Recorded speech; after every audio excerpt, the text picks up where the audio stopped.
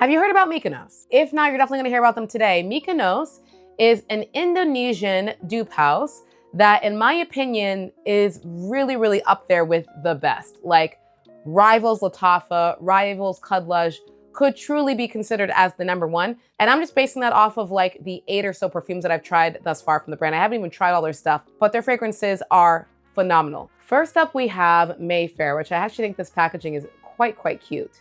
Mayfair is #8 on this list. Mayfair is one of the few that I would not personally wear. Not because it's bad, but I feel like it's just not my style. It kind of reminds me of like in the same style of Grand Soir, but maybe just not as good. It's like an oriental woody fragrance that opens up with a bit of this fruit, but you really get this leather accord throughout the entire fragrance. But I do think that it's done well. I think that this would lean a bit to me more masculine. I think this would smell fantastic on a man, or for, of course, a woman who's looking for something that is unique, has a bit more of a masculine type of vibe to it, then I think you could pull it off. But it's not my favorite type of DNA for me personally. I feel like most of the fragrances in the Mykonos brand usually are floral or gourmand. So this whole like patchouli leather type of DNA definitely is a departure away from their, usual type of work. But I do appreciate the brand for having and showcasing some range and what they can create. I have no idea if this is inspired by something. They do make a lot of, dupes, but I have no idea if this is duping anything or if it's a twist of anything. When I tried to research it, I wasn't able to find anything. I feel like a lot of their fragrances are a little bit more unknown. Next up, we've got Sorrento. So this is supposed to be the brand's take on the Sospiro Vibrato fragrance.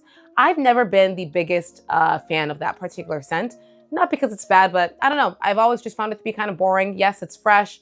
To me, it can come off a bit green at times, but not really a DNA that I personally run to wear. So I feel the same way about this one. In comparison to the original Vibrato, I would say that this one feels a bit more relaxed and maybe even a little bit more polished, if that is possible, but still not quite good enough for me to want to, wear it on my skin. Longevity is about 6 to 7 hours, which I think is pretty good, especially again for a perfume that is about $30, I believe. If you're looking for a more Mediterranean-inspired citrus type of scent that is going to be similar to that Vibrato DNA, I do think that Sorrento is a good one to check out, but just not for me personally. Next up, we've got Pink Drops. So this one I have very very mixed feelings on, and this one has really been going viral.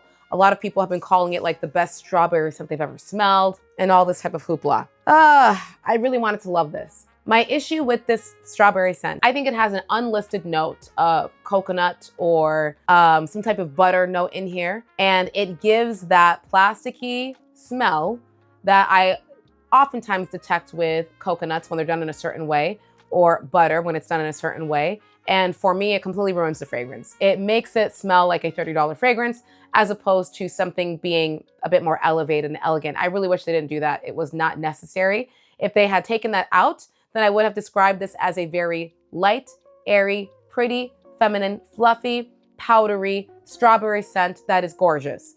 But that buttery, plasticky, coconutty something or another that is in here, unfortunately, takes all of that away. So whether or not you like it will really depend on whether or not you smell what I'm talking about in some of those fragrances that I've listed. If you smell the plasticky butter in Vanilla Voyage, or if you smell it in even Rayhan Kiss, or again, Cream Velvet by Kudlush, then you'll know what I'm talking about. But if you love those fragrances, you don't detect what I'm talking about, then I think you're probably really going to enjoy this one. This is still one that I wear like just hanging around the house because I like to use it in my bottles, but I don't wear it outside the house because I can't stand that note. Next up, we've got Reflection. This is, in my opinion, the absolute best dupe of Louis Vuitton's Symphony that I've smelled. Wowzer. And like beast mode, like this stuff is strong.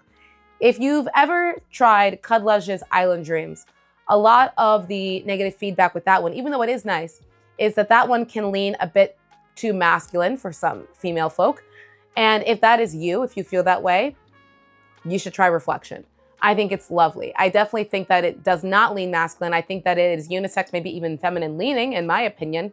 A beautiful, sparkling, strong grapefruit citrus fragrance that is great for hot weather. It comes off very clean. It dries down to this slightly, like a little bit vanillic, woody musk type of scent profile. And again, for a citrus, which usually they don't last long, This has phenomenal, phenomenal performance. Cannot recommend Reflection enough. If you ever see this on the website available, I'd get it if you're looking for a good dupe for that one. Next up, we've got Milk Drops. I love Milk Drops. I talked about this in a recent video. This is one of the fragrances from the brand that I've been wearing so much. I love it. It is a powdery, milky, sweet vanilla caramel fragrance that is fantastic. And again, I mentioned that Jeremy Fragrance is actually the first person that I heard talk about Milk Drops because he described it as one of the best DNAs that a woman could wear, which just caught me off guard because Jeremy Fragrance has such a large collection and talks about so many expensive niche fragrances that I was very surprised to hear him talking about this Indonesian brand that I had never heard of at that time, but it's fantastic. If you like heliotrope, if you like powdery scents, if you like electronic scents, I really think you should give Milk Drops a try. It is stunning. I don't consider this to be a beast mode fragrance. I think it leans or stays more intimate to the skin. This is more of like a cozy, you want the people who come and hug you, the people who are close to you, to get this really addictively sweet and just enjoyable, powdery, milky scent that I just think is superb. Next up, we've got Inception. Inception is the new, well, I don't know how new it is, but it is, in my opinion, the best dupe for Imagination from Louis Vuitton. Yeah, better than all the rest. Better than Marwa, better than Full House, better than all of them. It is the best to me. I think it does a great job of not taking the fragrance in either too masculine or feminine of a direction like other dupes do. I think they did a great job with the longevity in comparison to the original. It's really right on par. And I think the only difference that I smell, I feel like the original Imagination smells richer, like thicker. This one has a little bit of an airy quality to it, but it's still very long lasting and beautiful. I actually kind of like the additional lightness from the scent, if that makes sense, and the actual texture of the profile. But aside from that, it's honestly almost one-to-one. Very hard to tell apart on paper. You can tell them apart a bit on skin, again, because of that extra richness. It feels like the Imagination from Louis Vuitton just has a little something extra in it. But aside from that, it is beautiful. Really crazy that they can make such a close dupe for such a low price point. I still will never be able to wrap my mind around that. Next up, we've got Dreamscape. This will be my scent of the day. I'm actually gonna be layering this with Inception. Beautiful, beautiful layer combo, those two together. This is inspired by the God of Fire fragrance, that mango, but mango done at a very high level. Oh my God, this is so good. So at the time, I used to say that Opulent Dubai from Lattafa was my favorite God of Fire dupe, my favorite mango fragrance when I want to wear a mango, but still feel elevated and like just expensive. This has put them all to shame. There's something about the way they've constructed this fragrance. The blending in this one feels so smooth, so refined. The longevity and staying power of this one, incredible.